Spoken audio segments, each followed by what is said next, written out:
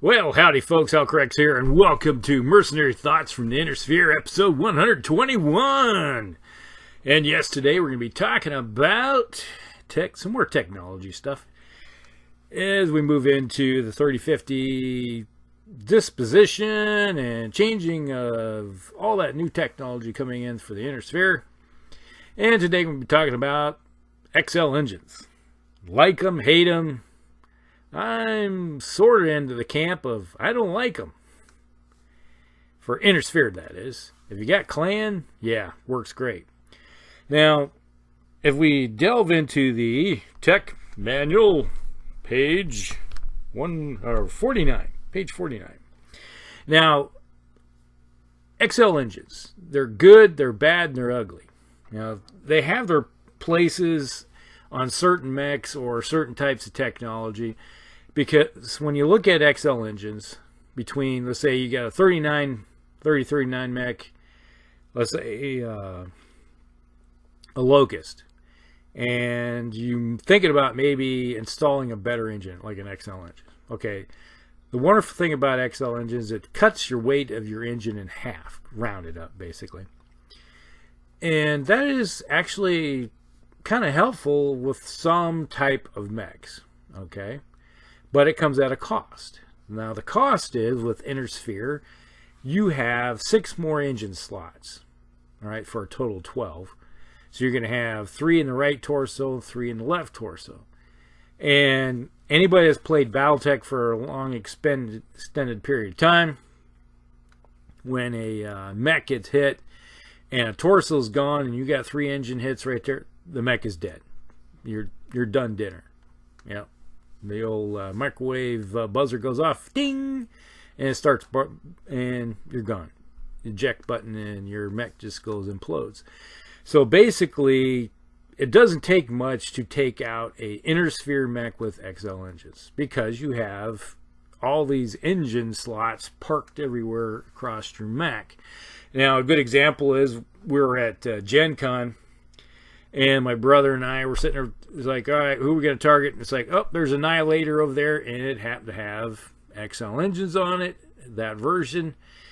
And I put 2 Clan Gauss rifles into the right torso. He put 2 ERPPCs into the right torso, so a total of 60.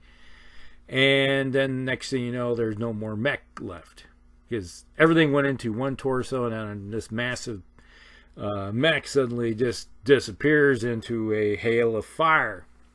Yeah, done.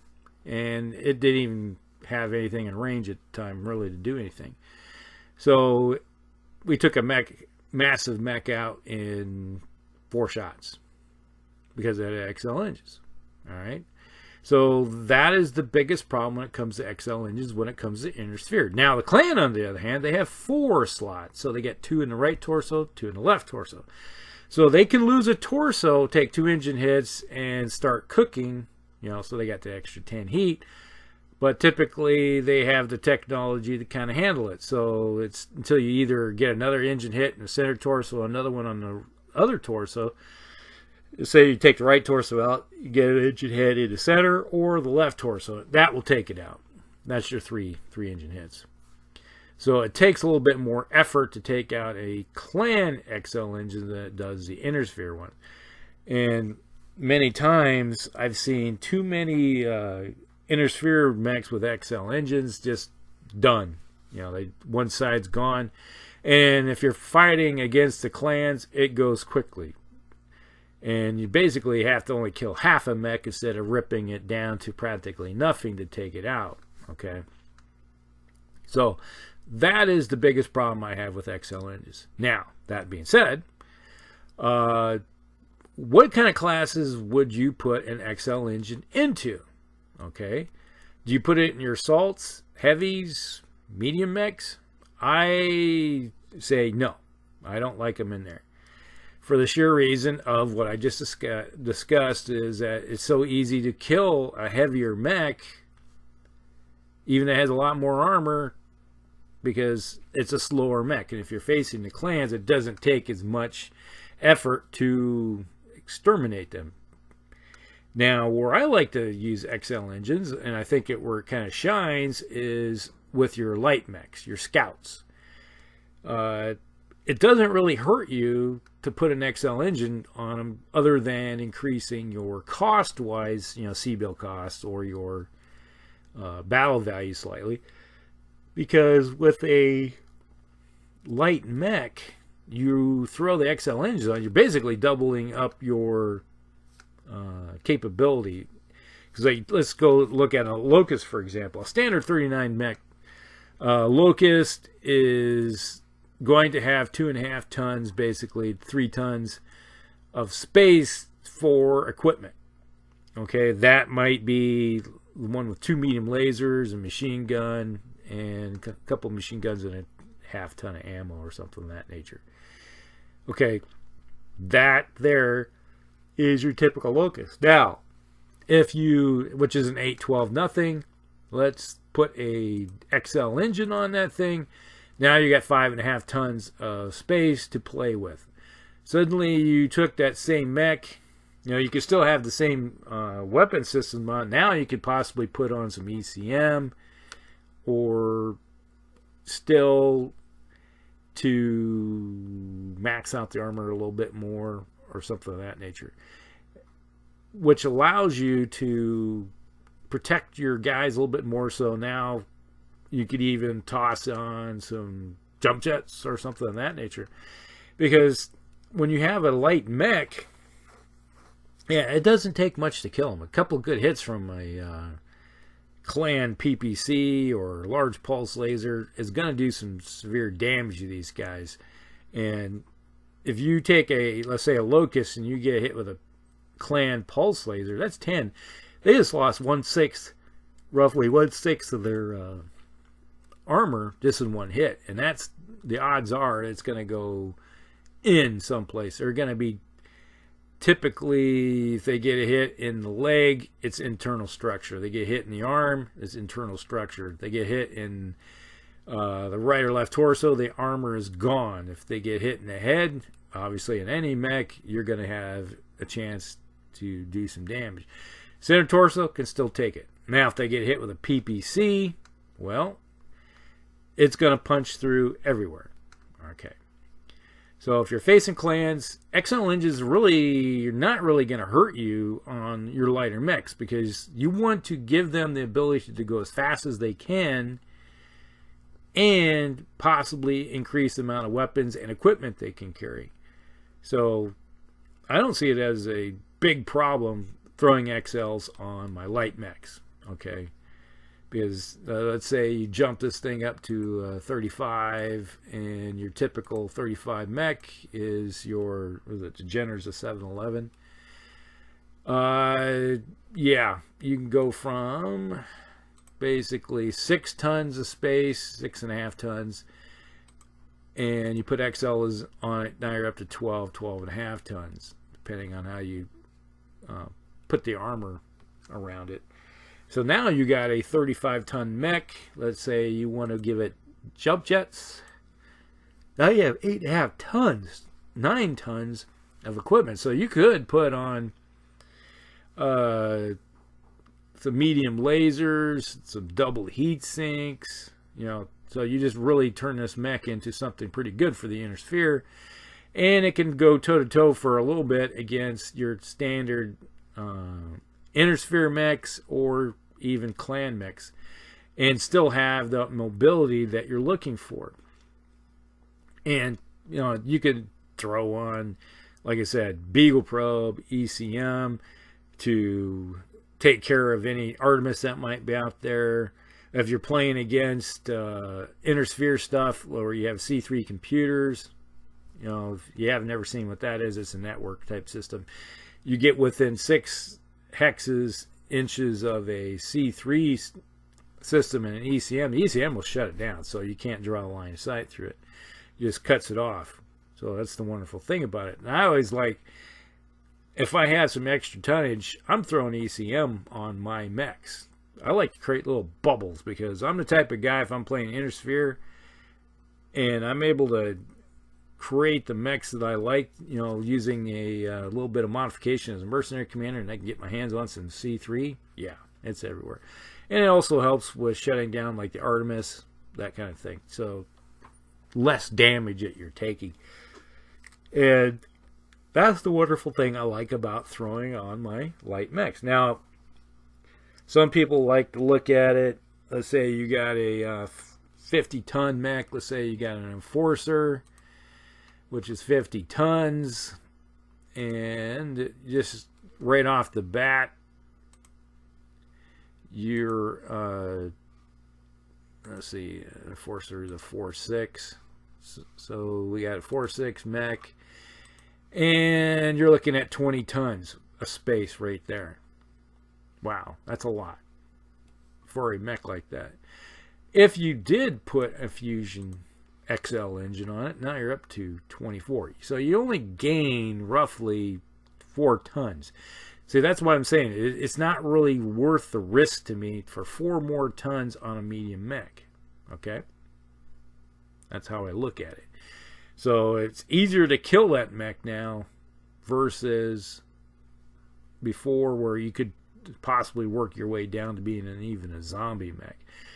And okay, and then with the 3050 tech, I'm gonna probably, if it is a Centurion or Enforcer or something that has an autocannon or LRMs or something of that nature, I'm gonna throw some case on there.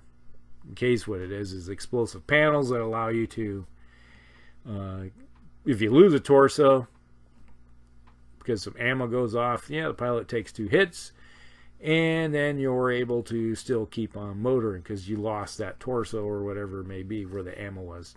Okay? So that's one thing I like about it. So to me, it's not really worth having XLs on your typical medium mechs, just for that reason. Now, let's say you see, what is it, the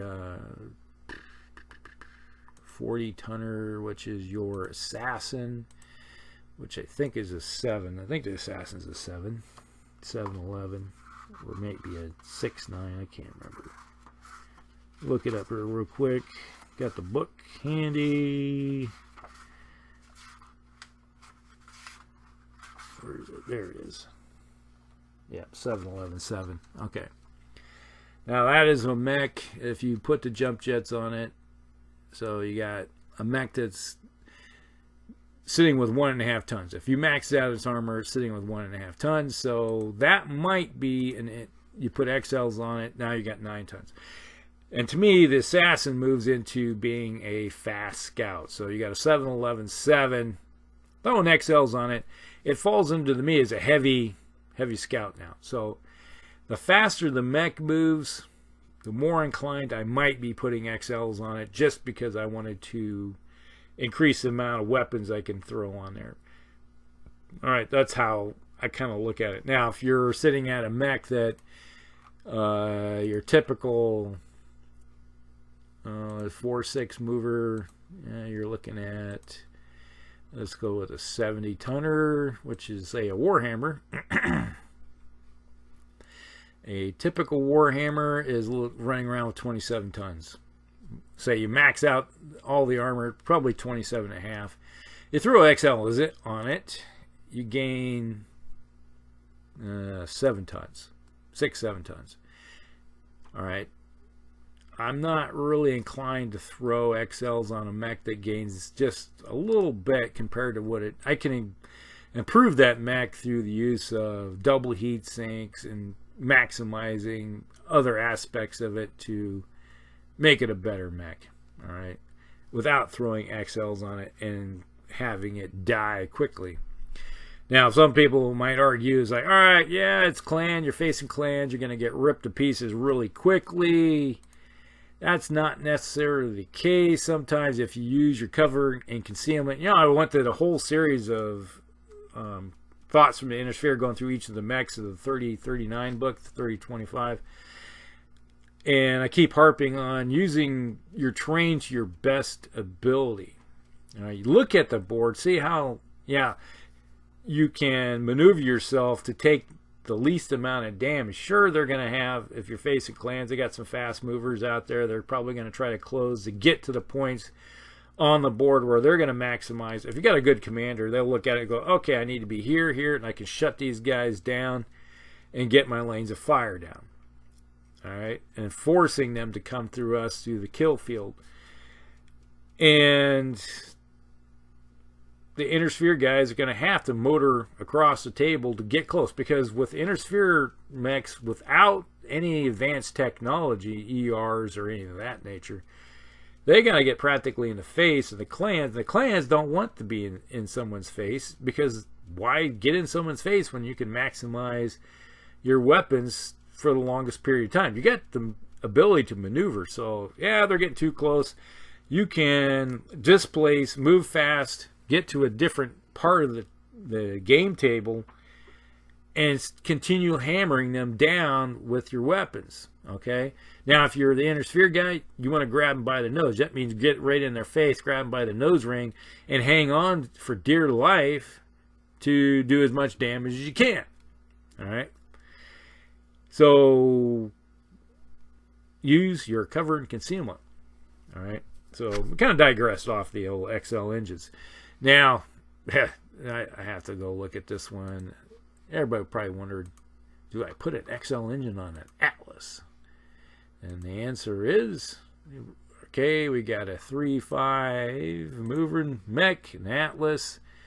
Throw some double heat sinks on it, but right now it's got 45 tons. 45 maxed out armor, 45 tons.